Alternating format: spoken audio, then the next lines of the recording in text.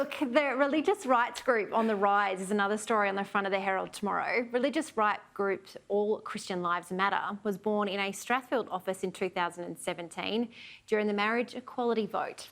The group, uniting over fears that children would be corrupted by an LGBTQI agenda, has now swarmed and built a massive online army. That is obviously in response to what we saw with that protest that involved Mark Latham speaking out a couple of days ago. But it's going to be interesting to see what that shakes out to be on Talkback tomorrow.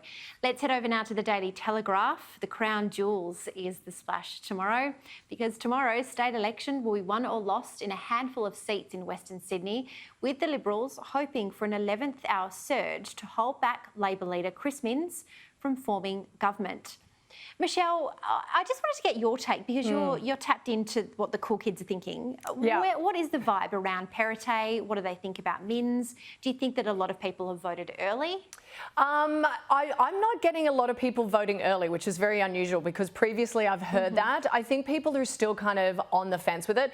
I mean, from the perspective, look, Perrottet has done really well. He got us out of the, particularly New South Wales, out of the pandemic and into an economy and a working economy. And anyone who's in Sydney or right across the state can tell you that we are moving, that things are getting built, that, you know, freeways are happening. So he definitely is someone who is doing something. Chris Minns, you know, people like to look at him, but I don't know how much substance he has, because whenever he speaks or whenever he's asked for a little bit more detail, he's just not giving it for my liking.